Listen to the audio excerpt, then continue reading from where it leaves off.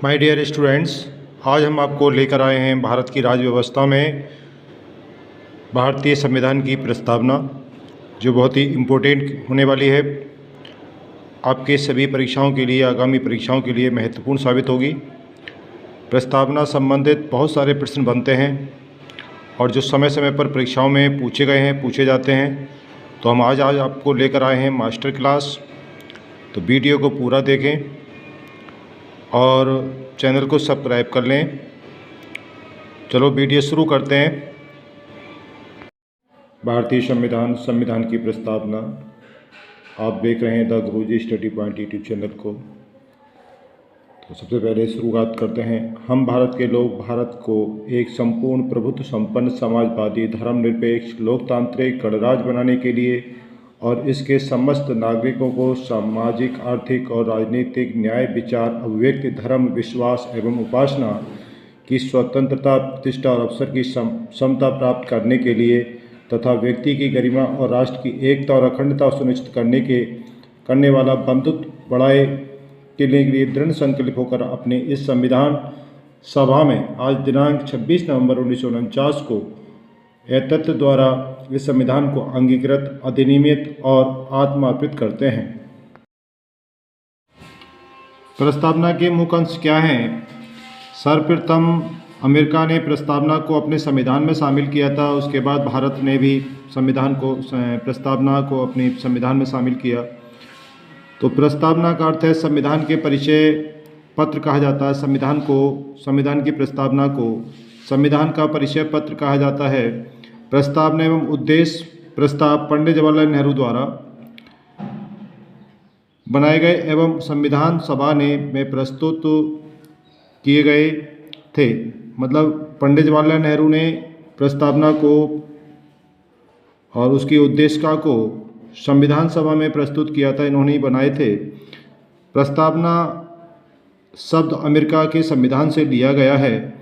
समाजवादी धर्मनिरपेक्ष अखंडता शब्द 42 में संविधान संशोधन द्वारा 1976 में जोड़ा गया था। महत्वपूर्ण बिंदु की बात करें, संविधान के अधिकार का स्रोत भारत के लोग हैं। भारत के संविधान की जो प्रकृति है वो कैसी है? एक संप्रभु समाजवादी धर्मनिरपेक्ष लोकतांत्रिक एवं गणराज्य और राज्य व्यवस्था वाला देश है। गणतांत्रिक राज्य व्यवस्था वाला देश है। संविधान का उद्देश्य क्या है, जो कि पंडित जवाहरलाल नेहरू ने प्रस्तुत किया था? न्याय, स्वतंत्रता, समता, बंधुता संविधान के उद्देश्य हैं। संविधान पॉइंट 4 में देखेंगे, संविधान लागू होने की तिथि 26 नवंबर 1949 ईस्वी को किया गया था। 26 नवंबर संविधान दिवस के रूप में मनाया जाता है। हम बात करेंगे कि जो संविधान प्रस्तावना में संप्रभु का शब्द का उच्चारण किया गया है, इसका क्या अर्थ होता है? भारत अपने देश सीमाएं आंतरिक एवं बाहरी रूप से पूरी तरह स्वतंत्र है एवं स्वयं को शांति शक्तिशाली है। भारत की संप्रभु जनता संसद प्रहरी न्यायपालिका है। भारत संविधान, अगला पॉइंट की बात करें, भारतीय संविधान समाजवादी की परिकल्पना करता है। धर्मनिरपेक्ष का मतलब क्या है कि संविधान किसी भी धर्म की ओर झुका हुआ नहीं है, बल्कि सभी धर्मों का रक्षा और उन्हें न्यायसंगत बनाता है।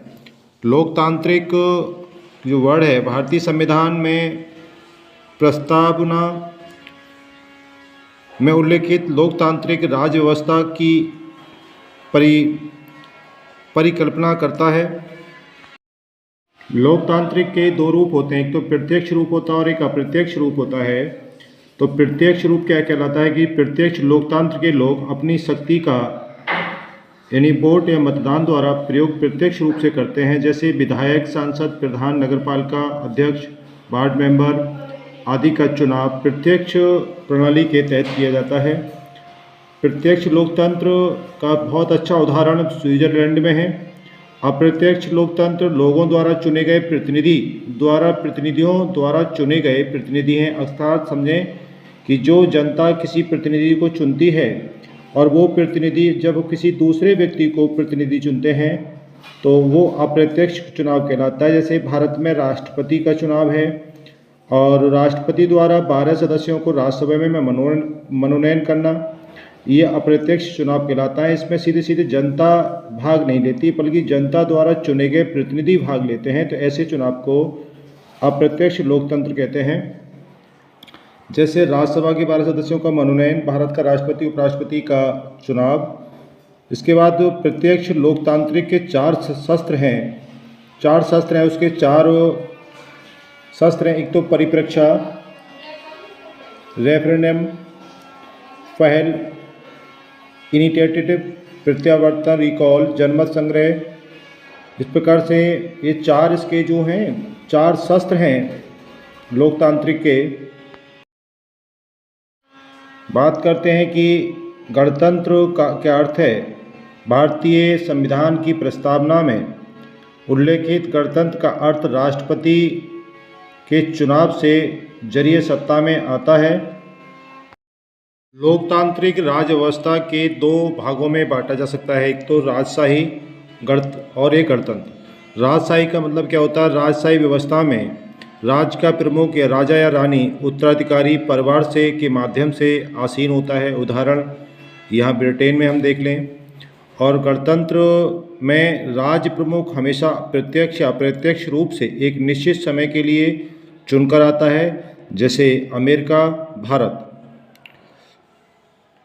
इसके बाद बात करें कि गणतंत्र में राजनीतिक संप्रभुता किसी एक व्यक्ति के हाथ में नहीं, बल्कि जनता के हाथ में ही होती है। न्याय की हम बात करें तो न्याय क्या है? तो न्याय को 3 भागों में बांटा गया है, जो प्रस्तावना में बढ़ है एक न्याय है। तो उसकी हम बात कर लें तो 3 प्रकार का न्याय होता है, एक तो सामाजिक न्याय, आर्थिक न्याय और राजनीतिक न्याय। इनकी सुरक्षा मौलिक अधिकार और नीति निर्देशक तथ्यों द्वारा, सिद्धांतों द्वारा की गई है भारतीय संविधान में। तो और इसके बाद हम बात करें न्याय का अर्थ। न्याय का अर्थ क्या है? हर व्यक्ति के साथ जाति, रंग, रूप, धर्म, लिंग के आधार पर बिना भेदभाव किए समान व्यवहार से है। नोट्स, न्याय के रूप जो है 1917 की रूसी क्रांति से लिया गया है। जो न्याय शब्द है ये भारतीय संविधान की प्रस्तावना में जो वर्ड आया है न्याय, ये 1917 की रूसी क्रांति से लिया गया है। इसका स्रोत वही है। लिखित संविधान की अवधारणा फ्रांस की देन है। भारतीय राजनीतिक व्यवस्था में संविधान सर्वोच्च है। भारत सरकार अधिनियम 1935 वह संवैधानिक दस्तावेज है। ये कहता है भारत के संविधान में संघीय शासन एक शब्द का प्रयोग नहीं किया गया है, बल्कि संविधान में भारत को राज्यों का संघ घोषित किया गया है। अर्थात तो भारत राज्यों का संघ है, ये अनुच्छेद 1 भी बोलता है और भाग 1 में भी इसका वर्णन किया गया है। तो मतलब कोई भी राज्य संघ से अलग नहीं हो सकता, ये हमारे भारतीय संविधान की व्यवस्था है। स्वतंत्रता का मैं स्वतंत्रता शब्द जो हमारे प्रस्तावना में बढ़ाया हुआ है, इसकी हम बात करें तो इसका क्या है? स्वतंत्रता का आशय लोगों की गतिविधियों पर किसी प्रकार की रोक टोक की अनुपस्थिति तथा साथ ही साथ व्यक्ति के विकास के लिए अवसर प्रदान करना है। परंतु स्वतंत्रता का यूज हम सिर्फ संवैधानिक तौर पर ही कर सकते हैं। अर्थात स्वतंत्रता उचित मार्गदर्शन, उचित उपबंधों के बंधन में ही स्वतंत्रता प्रदान करती है। प्रस्तावना में स्वतंत्रता, समता और बंधुत्व के आदर्शों को फ्रांस की क्रांति 1789-1799 ईस्वी से लिया गया है।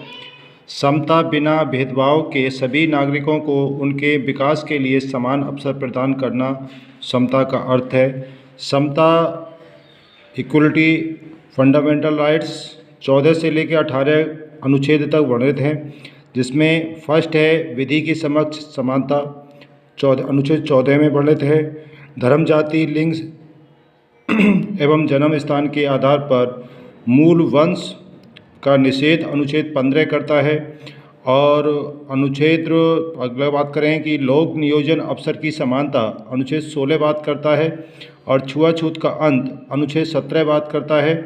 अनुच्छेद 18 में उपाधियों का अंत है और जो जितने भी पुरस्कार भारतीय लोगों को उनके उत्कृष्ट कार्यों के लिए दिए जाते हैं वो अनुच्छेद 18 के तहत ही दिए जाते हैं।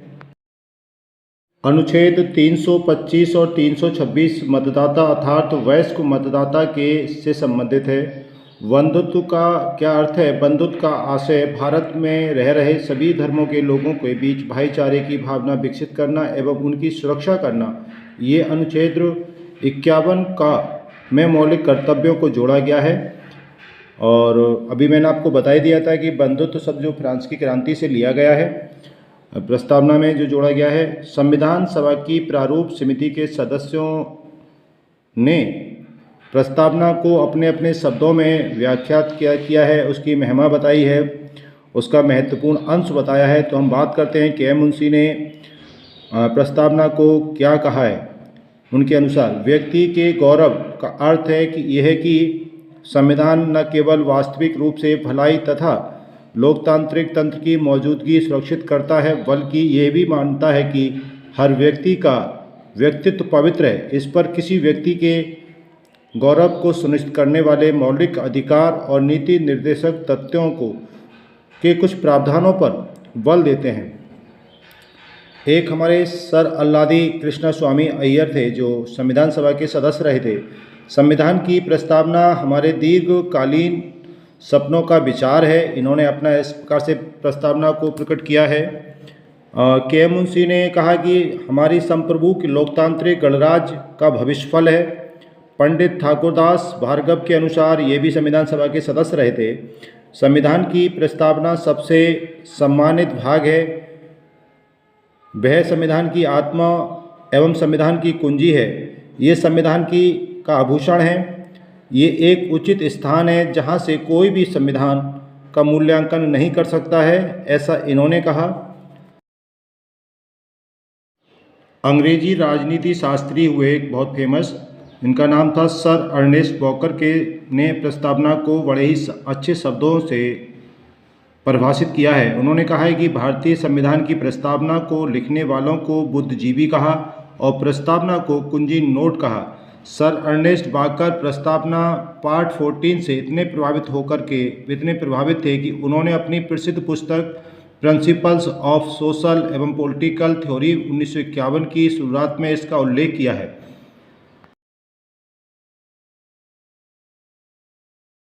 इसी बीच में भारत के एक पूर्व मुख्य न्यायाधीश के शब्दों में हम बात करें तो उन्होंने प्रस्तावना अमेरिकी की स्वतंत्रता घोषणा के समान है, ऐसे उन्होंने कहा। लेकिन ये भी कहा उन्होंने कि लेकिन ये उससे भी अधिक है।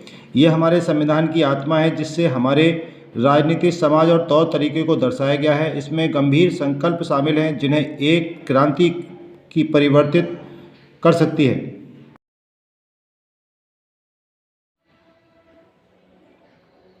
एम के सर, संविधान की प्रस्तावना संविधान का सार है। एक एम के सर हैं, उन्होंने कहा कि संविधान का प्रस्तावना संविधान का सार है। भारतीय संविधान की प्रस्तावना संविधान का मूल अंश है, जो संपूर्ण संविधान का बहुत कम शब्दों में व्याख्या करती है।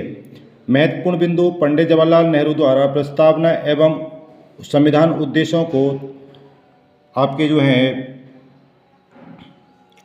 13 दिसंबर 1946 को प्रस्तुत किए एवं 22 जनवरी 1947 को संविधान सभा द्वारा इसको स्वीकार किया गया। भारत स्वतंत्रता अधिनियम 1947 को पारित होने तक भारत ब्रिटिश शासक पर निर्भर उपनिवेश था। ये बहुत ही इम्पोर्टेंट टॉपिक है, इसको दोबारा रिपीट कर रहा हूँ मैं। भारत स्वतंत्रता अधिनियम 1947 के तहत आज़ाद हुआ था, लेकिन 1947 को पारित होने के बावजूद भी भारत ब्रिटिश शासक पर निर्भर या उपनिवेशवाद बना रहा।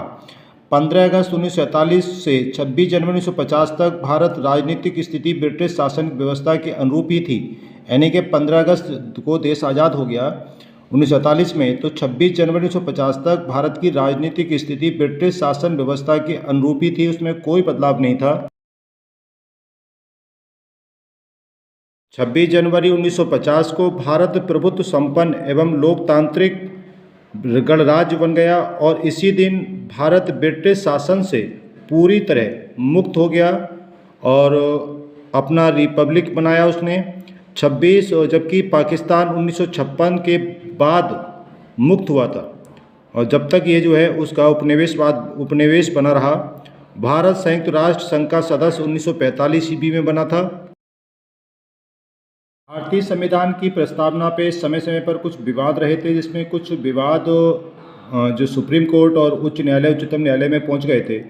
आज हम उनकी भी बात इसमें हाथ क्या कर लेते हैं कि सबसे पहले गया था प्रस्ताव इसमें विवाद 1966 में उच्चतम न्यायालय ने कहा था कि संविधान की प्रस्तावना संविधान का अंग नहीं है बल्कि मुख्य अंश है, इसमें परिवर्तन या संशोधन नहीं किया जा सकता। ये बहुत ही प्रसिद्ध मामला है, बेरू बावड़ी संघ मामला के नाम से प्रसिद्ध है।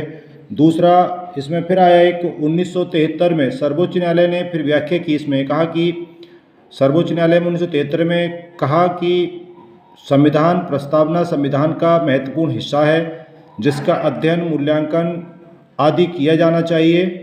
अतः प्रस्तावना संविधान के आंतरिक हिस्सा है, इसमें राष्ट्र हित के लिए और प्रस्तावना को महत्व को बढ़ाने के लिए संसद संशोधन कर सकती है, परंतु इसके मूल भाग को नष्ट नहीं कर सकती है। ये बड़ा फेमस मामला था, केशवानंद भारती मामला 1973 में आया था। और इसके बाद जो है जब सुप्रीम कोर्ट ने इसमें ये व्याख्या कर दी, तो सबसे पहले अनुच्छेद 368 के तहत भारतीय संविधान के 42वें संविधान संशोधन द्वारा 1976 में प्रथम बार संशोधन किया गया, जिसमें समाजवादी, धर्मनिरपेक्ष एवं अखंडता शब्द जोड़े गए।